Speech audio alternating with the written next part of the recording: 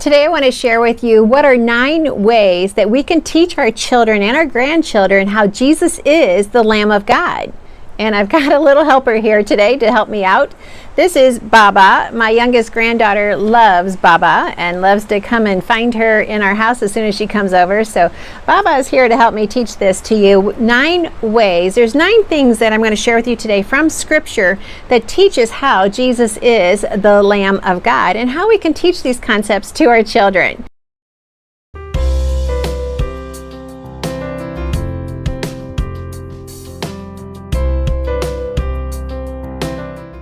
I'm just so excited to share this with you today. So I'm going to have to put Baba down. She's bothering me. And so I am Annette Reeder, the Biblical Nutritionist, and I'm on mission to share with you God's recipe for excellent health. And as your personal nutritionist, normally that includes food and understanding God's love for you and the design of your body. But we also need to understand the spiritual aspects of these festivals between, unleavened bread, Passover, Resurrection Sunday, Feast of First Fruits, and then also that includes throughout all of these festivals is understanding who is the Lamb of God. And that can be a difficult concept sometimes to teach to our children. So be sure and give it a thumbs up and subscribe down below if you like this content, and we have a lot more to share with you. If you hit the bell next to subscribe, you'll get notified every time we post new videos. And we are always in delight to share with you what we can to help you grow in the Lord and be healthier. So yeah, be sure and catch our grocery store videos that are always posted on Facebook first, the Biblical Nutritionist. All right, I got more to share with you. So this is going to be really good. So the Lamb of God, for a child and even for many adults, this is a difficult concept to grasp, to truly understand. But today we're going to unravel all of it and just reveal what God's talking about. Now, some of you may see a lamb as just a precious animal, and why would you kill it? In fact, I wanted to film this whole video at my friend's farm who raises lambs, but the wind is so strong today, I just will not get any good sound quality and all of that goes with it. But I really want you to understand the symbolism of this animal is key to understanding who Jesus really is. I mean, yes, you can understand it without understanding the lamb, but what we're going to do is really enliven your senses to take you even deeper into your relationship. So when we get all of the symbolism that God has put into Scripture, God has put into His creation, and Jesus came to fulfill, what happens is the same thing that happens when we go on our trips to Israel, these trips that we lead in Israel. We get to see, we get to feel, we get to touch, we get to fill all of our senses with what God has done, where He talked, where He walked, where He had miracles, so much, and you just get to understand it better, and Scripture just becomes more vibrant. It becomes more full color instead of black and white. And that's the same as understanding all of these elements of this season of the year. And so this is why God's design is so symbolic, because it's very connected to connect us with all of our senses and also to the truth. So when we make the connection to our heart, there's no denying that what God created and what Jesus came on this earth to do. You are that reason. You are the reason He died on the cross. You are the reason that we have the Lamb of God. And Jesus would have died on the cross just for you, just as for one person. And we talk about that in several of our videos right now. But He also did it for all of us who are willing to just recognize that He is our Savior. And that's the beauty of it. Today I want us to look at the connection between the Old and New Testaments and the symbolism and meaning of the Lamb. So why was Jesus the Lamb of God? So here are 9 connections to Jesus and the Lamb. Number 1, Jesus was born in Bethlehem. And Bethlehem, as we know, is the house of bread. That's what Bethlehem stands for, house of bread. Jesus is the bread of life. We read about that in John. But Bethlehem is where the Levites, remember the Levites are the tribe of priests. That's where they were shepherding and raising the sheep that were going to be used as a Passover lamb, that were going to be used to be sacrificed on Passover. Well, the Levites, the shepherds that were in the fields, are also the first to receive Jesus as a newborn babe. So the priest has to receive the lamb for it to be, to be received, and then before it can be offered as a sacrifice. And so the Levitical shepherds are the first to receive Jesus as the Passover lamb. All right, that's just fascinating. Number 2, John the Baptist. All right, we can't leave him out. John the Baptist himself is a priest from the priestly line. All right, remember his parents. His dad was the priest. And so the priest has to identify the lamb. So the priest is to receive the lamb. That's what the Levitical priests represent in Bethlehem at the birth. John the Baptist identifies him as the Lamb of God. Okay, you can read about that in the book of John. Okay, so he announces it. The baptism that John the Baptist does with Jesus is a representation of the going down and the rising up. Okay, and this is amazing.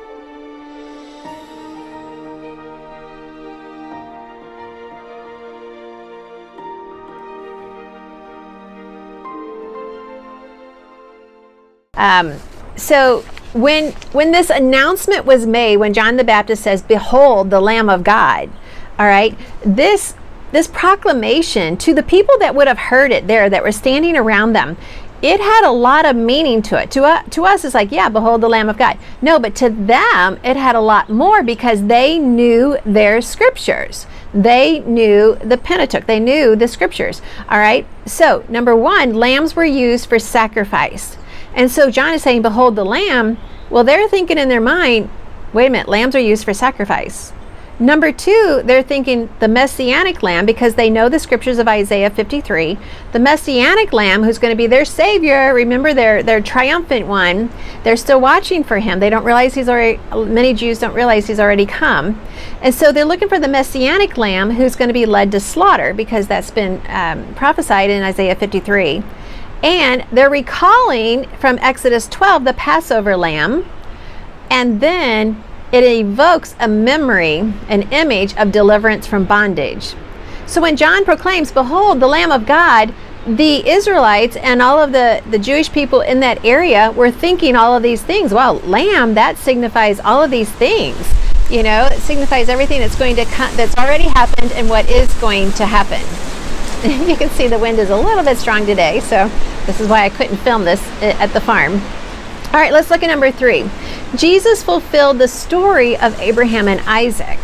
And so I really want to encourage you, go back and read the story about Abraham and Isaac when he sacrifices Isaac on Mount Moriah, and read that story again. Only I want you to look at the elements of the story. Okay, Abraham took a donkey with 2 men. He had 2 men leading the donkey. Jesus sends 2 disciples to go get the donkey and to lead it to him. All right, so we've got that connection right there.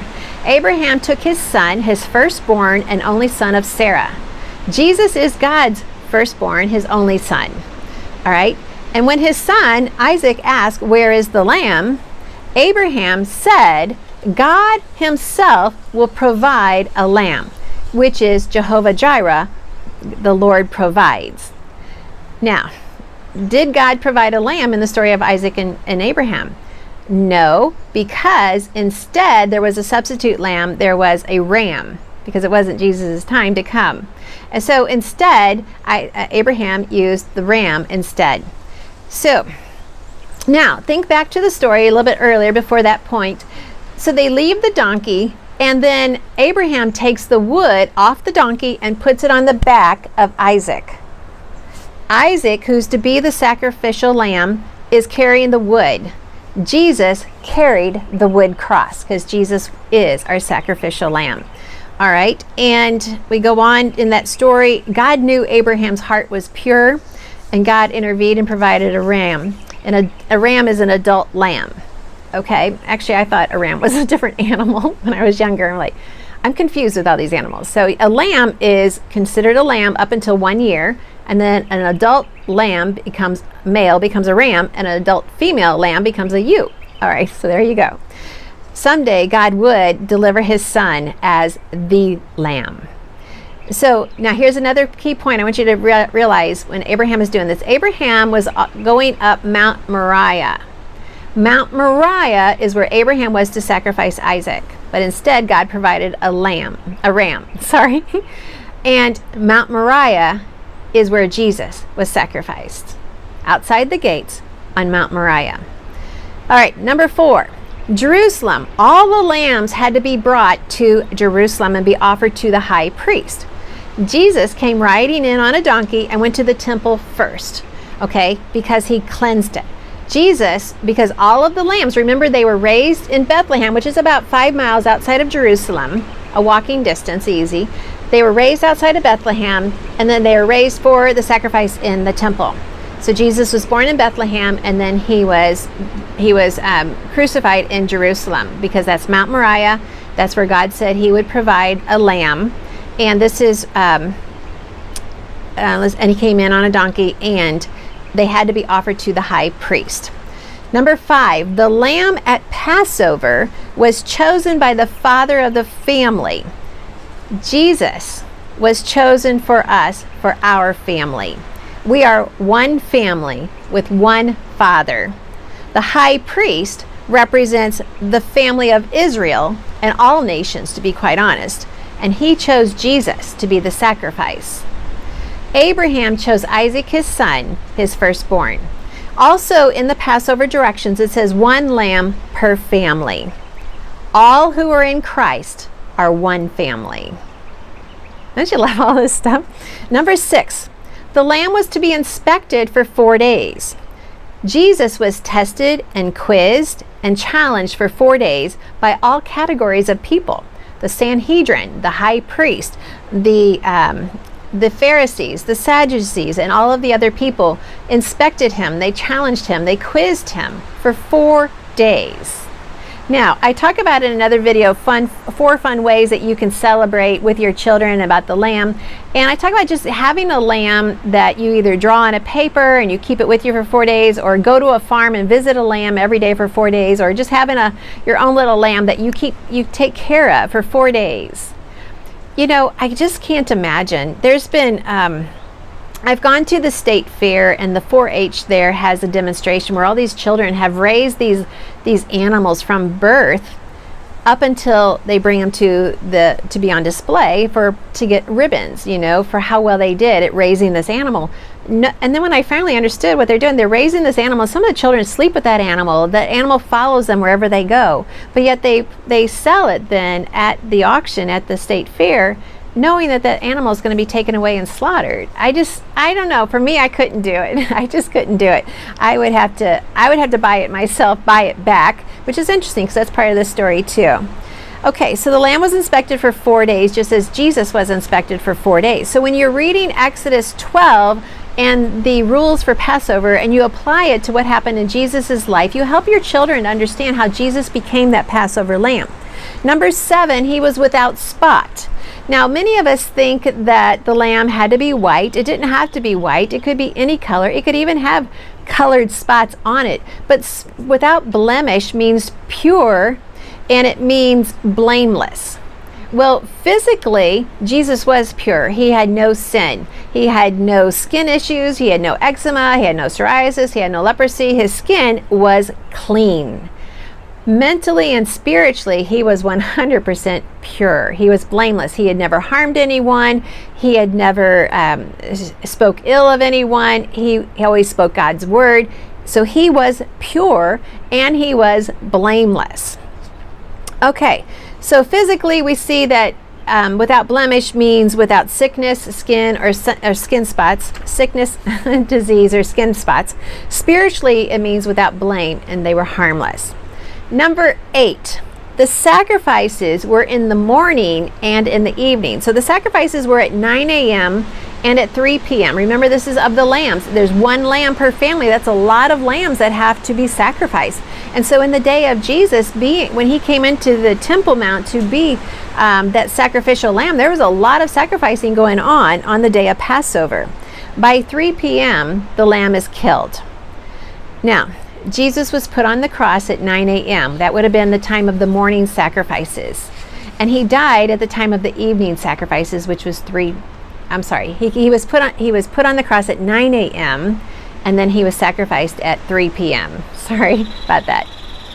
He fulfilled every bit of the instructions in Exodus 12. Every single step of the way, he fulfilled it. And that's why he is our sacrificial lamb. Each family had to have a sacrificial lamb in order for the death angel to pass over.